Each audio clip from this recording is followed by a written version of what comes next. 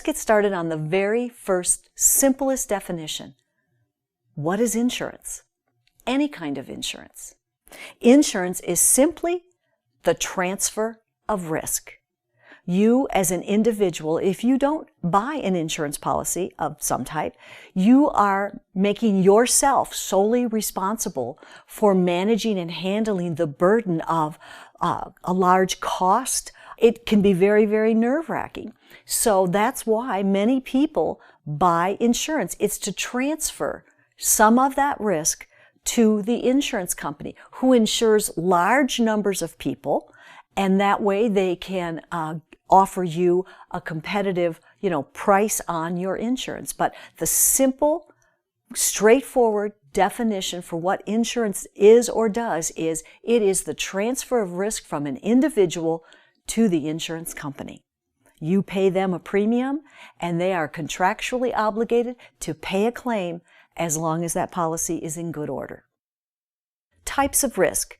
This is oftentimes a test question, and that's what insurance is all about. It's all about risk, right? So there's two kinds of risk, actually. There's pure risk and there's speculative risk.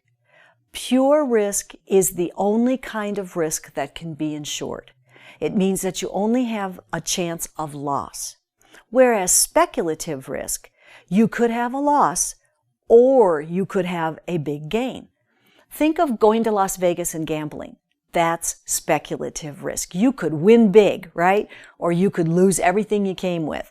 So that's speculative risk. You can never insure speculative risk, only pure risk. Make sure you know the two. Let's talk about the different types of hazards. First of all, what is a hazard? A hazard in general is something that increases your possibility of having a loss. So the first type of hazard is a physical hazard. For example, you've been smoking since you were 14 years old. You've been putting yourself at more risk because of smoking. You can have health problems, you could shorten your life, all of those kinds of things. And that's something physical that you've done, right? So that is a physical hazard. Another type of a hazard is called a moral hazard, M-O-R-A-L. Pay attention to the spelling. A moral hazard is really related to an individual's moral or ethical code. Did they lie on the application?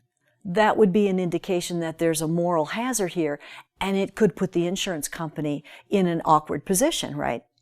So you always want to be careful that people are being honest when they are taking out an application, or they might be presenting a moral hazard, M-O-R-A-L. Another example of a hazard is a morale hazard. Again, watch the spelling, M-O-R-A-L-E. There's a difference between moral and morale. And in the stress of the exam, you might read one word for the other. So slow down, read carefully. We're going to talk here about a morale hazard. Morale hazard is more along the lines of a mindset. A person is just of the nature that they know they're supposed to take care of themselves, not take extra risks like drinking and driving. That increases their chance of having a loss, right? But they don't care. I've got insurance. I can do anything I want. You can be reckless. You can make poor choices. Oh, because the insurance company's there. They'll pay the claim if something happens.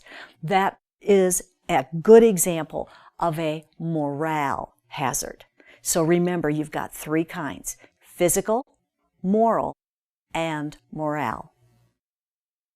The relationship of a peril to a loss. First of all, what is a peril? Peril is described or defined as the cause of a loss. It's the reason that you lost something. For example, life insurance, the cause of the loss is death, right? On, say, a medical expense plan, it could be sickness or accident. That is the peril, the cause of a loss to you. Okay, so that's what a peril is. There is a progression here and how it all connects together. We start along this progression with hazards. Remember, hazards are conditions that cause you to have some kind of a loss. And a loss is caused by a specific peril, such as death is a cause of you losing your life, right? You died, you lost your life. Now, what does a loss do? So loss is defined as a reduction in value. You pass away, the value of your life is totally reduced to zero, correct? So it would be the basis for a claim. You pass away, your named beneficiary on your life insurance policy will file a death claim with the insurance company to notify them that you have passed away. That's the process that we go through.